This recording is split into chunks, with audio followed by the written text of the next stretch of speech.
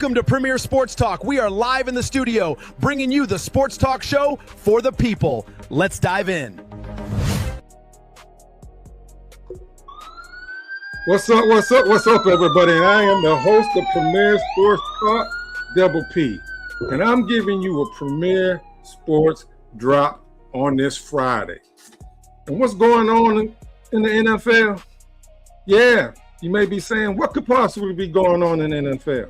Well, for all NFL 32 teams, they're in their offseason before they start back to show up at their mandatory training camp coming up in late July and the first week of August. But the latest news is there's a college football player by the name of Brendan Sorsby who is entering the NFL Supplemental Draft. But before I talk about that, I need to give you a little bit of education, as I had to educate myself and break down what this NFL Supplemental Draft consists of and what are the requirements. You see, the NFL doesn't hold the NFL Supplemental Draft every year, but I'm about to break down the process of what I just educated myself with, that I got specifically from ESPN. Got to give credit where credit is due. It says the bid process for the supplemental draft, once the lottery order is determined, and that is all 32 teams, if they decide to bid in the supplemental draft, there has to be a draft order implemented. So if, let's say the Cardinals want to give up their third round pick, the Jets want to give up their second round pick, the Browns may want to give up their fourth round pick, however they determine, they got to see where they're supposed to be drafting in 2027. And that will first determine the draft order.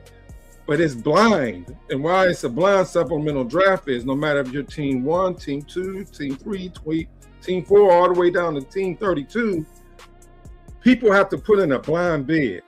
So when they put that bid in, the other teams don't know who bid or what. Well, whoever bids the highest bid gets that particular pick. But let me break it down to you specifically as it is in this thumbnail that I got up here. It says once a team's lottery order is determined, teams can submit their bid corresponding to the round that they have picks in 2027. Need to specify which pick they are submitting if there are multiple picks in a round. Meaning, like the Jets got 3 first-round picks. The Browns, I know off the top of my head, have 2 top-round picks, I think.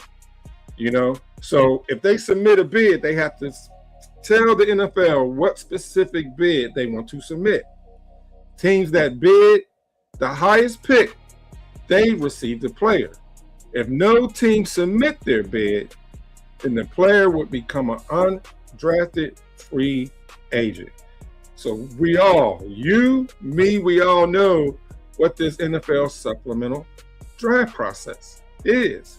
Some players that you may not have known that were picked up by the NFL in the supplementary draft. The legendary Bernie Kosar, who played for the Cleveland Browns and the Dallas Cowboys. Chris Carter, legendary Hall of Famer Chris Carter, wide receiver for the Minnesota Vikings. Those are just 2 off the top of my head that entered the supplemental draft and became and had a very good NFL career. Matter of fact, I would say Hall of Famer NFL career. But this particular person, Mr. Brendan Sorsby, he got some baggage with him. Why do I say he has baggage? Because I can't say allegedly because he already admitted to he has a gambling problem. He has an addiction problem. No, it's not drugs, but he has a gambling addiction. And people want to think because it's not, drug related, people are taking this lightly. But anybody that has any type of addiction is addiction. It's not something that you can just overcome instantly. You have to deal with it for your entire life. No matter what that addiction is, you will always in life be tempted. Hell, we got to make choices every day when we cross the street. Are we going to cross the street where the street light is? Or are we going to jaywalk and take a shortcut? We all have the freedom of choice. So, and we all struggle with it if we keeping it all real. But what I want to do is I want to tap in first, listen to ESPN Cleveland on how they are talking about Mr. Brendan Sorsby entering this supplemental draft. And then I'm tapping into, because I think this may affect the Cleveland Browns organization, because they always take chances. General Manager Andrew Berry, he always takes chances on players and gives them a second chance where typically other teams wouldn't do it. So let's tap in and listen to ESPN and what they have to say about Mr. Sorsby. Over on ESPN.com asking the question, can Brendan Sorsby start for an NFL team? It's an interesting question, one that we're all wondering the answer to. So let's hear from the author himself, Ben Solak, joining us now. Ben, let's start with Sorsby as a prospect. Why will teams be interested in using a supplemental draft pick on him? Because of the tools. We love tools in the NFL draft, and turns out we love them in the supplemental draft too. Sorsby's got a live arm. He's got NFL size, real zippy and explosive release. He can hit all those throws we want our NFL quarterbacks to hit, right? Those deep ones outside of the numbers with velocity. He also is a legitimate runner, Laura. This is very important. I'm talking like a Malik Willis, Jackson Dart style of tackle breaker. He can run away from linebackers. He hit 20 miles per hour in a scramble against TCU. Only 5 quarterbacks did that last year in the NFL. This guy's going to be a designed mover on third down and in the red zone for the team that acquires him. So size, arm talent, running ability. This is a toolsy developmental prospect if he does have some rough edges to his game.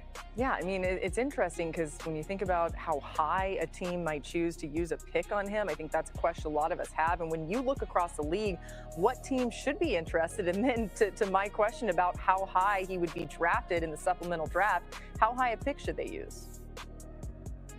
So Sorsby will not be contending for a QB1 job in 2026. If he's joining his team too late in the process, it's mid-July. So you're looking at a QB2 who might fight for QB1 in 2027. At the earliest, that's a third-round pick, and that's without substantial off-field gambling-related questions. So I'm expecting early day 3 to be more so where he ends up going supplemental-wise. Teams with those QB2 needs include the Panthers. Don't really have anybody behind Bryce Young right now. You could talk about the Colts. If they trade away Anthony Richardson, then you have that spot open. The Packers are the one, to me, they have always loved hyper-athletic QB2s. They had Malik Willis. Clayton Tune was there for a little bit. Would not surprise me. They only have Tyrod Taylor for a year if they're a team that wants to develop Sorsby as a backup. Yeah, it's an interesting idea. All right. So there you have it, guys. That's ESPN talking about Brendan Sorsby, where he could possibly go. But then what I want to do is I want to tap into Cleveland Brown local media up there and what they're saying about possibly getting Brendan Sorsby. And this is the infamous Mary Kay Cabot. She's on the Wise Heart Right, We Make It Right, Call Kyle Right hotline. Mary Kay, you wrote earlier this week, you find it highly unlikely, I believe, quote unquote, that the Browns are going to pursue Brendan Sorsby.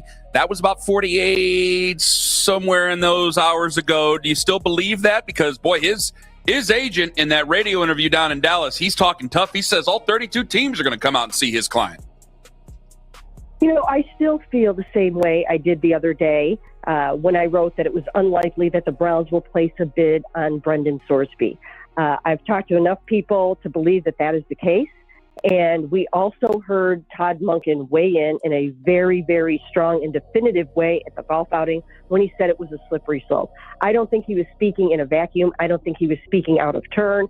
I think the organization probably already had some preliminary discussions about Brendan Sorsby. And then once again, in my follow-up discussions, I really feel strongly that they are not going to do this. Well, that's one of the things that I'm going to accidentally start an argument with Lima here. But, Lima poo-pooed those comments. I go, I don't know. I don't think you can, especially a guy like Tone who uses my old words against me constantly and has used words of coaches against them constantly. I go, man, this is a guy who really went above and beyond to say he didn't want Brendan Sorsby on his team. It's just a big matzo ball out there if they were to actually bring this guy in, because then immediately, considering the Browns' history, we're all going, who's running things? Who's making the decisions now of the most important position on the football field?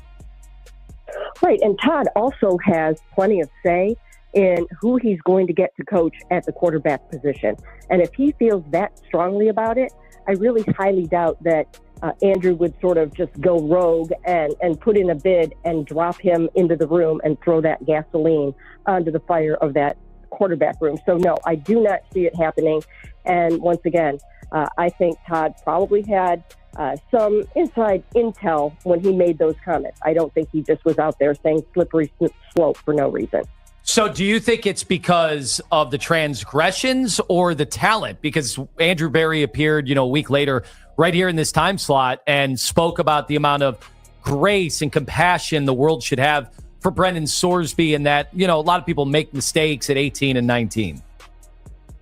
Well, the thing about Andrew, and we have seen this consistently over his career here, is that he is always reaching out a hand and pulling in someone that he thinks is a good guy who made a bad mistake.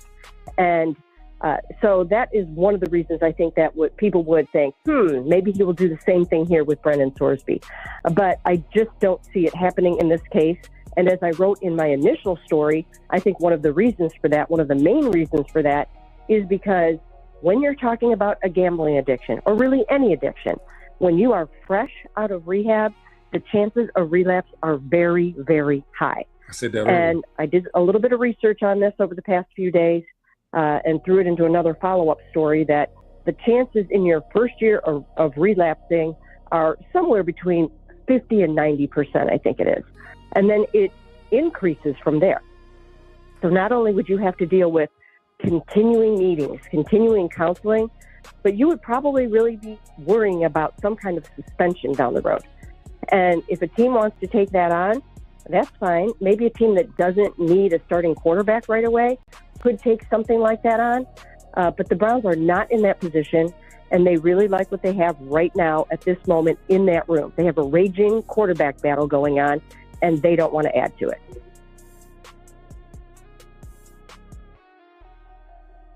So there you have it. That was the infamous Mary Kay Cabot up there, beat writer for the Cleveland Browns. You heard it from her, Todd Monken, when they had a annual golf tournament up there. The same days that the news broke on Myles Garrett getting traded to the Rams, they asked head coach of the Cleveland Browns, Todd Monken, how did he feel about possibly Brendan Sorsby getting picked up by the Browns, and he stated that it's a slippery slope, and that anybody who deals with that type of problem, specifically that addiction, like he stated, it's a slippery slope. We had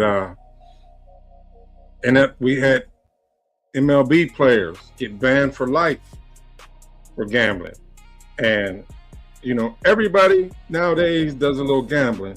But that's not something that any of us should diminish.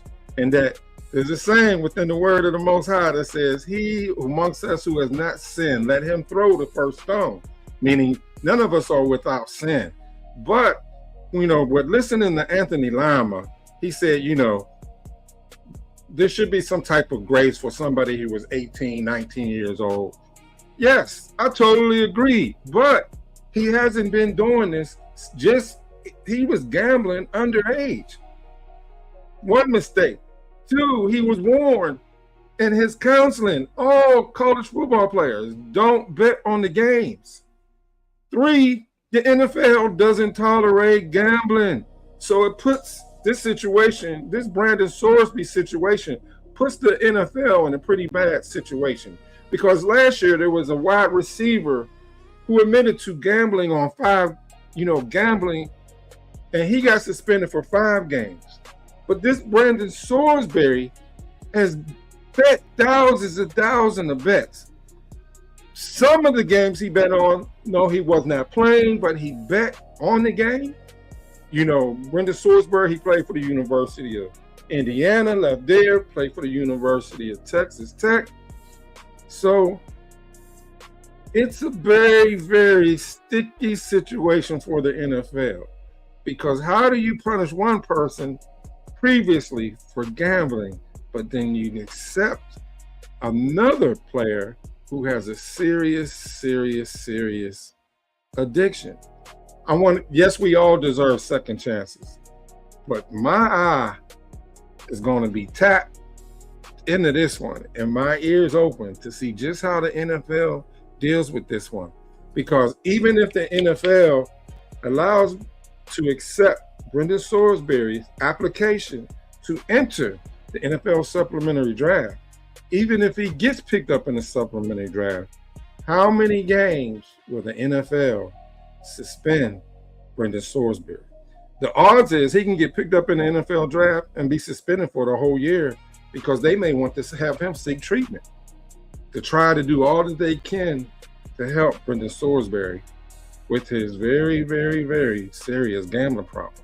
Again, I'm Double P, host of Premier Sports Talk. If you like what I just dropped, the ask is, please hit the like button. I'm going to say it again. Please hit that like button so it'll help push this out in the YouTube algorithm. It doesn't cost a thing to hit that like button. Drop your comments in the chat. Hey, and I recently became a YouTube partner. And if you really want to bless the channel, drop a super chat. Because the word tells us we have not because we ask not. So all of you, all of my 41,000 subscribers who became a part of the Premier Sports Talk family, thank you all for blessing me. And those who have not subscribed, go ahead and tap in because your seat has already been reserved for you to be a part of the Premier Sports Talk family. And I call you all my Premier soldiers. I'll see you on the next one. Be blessed.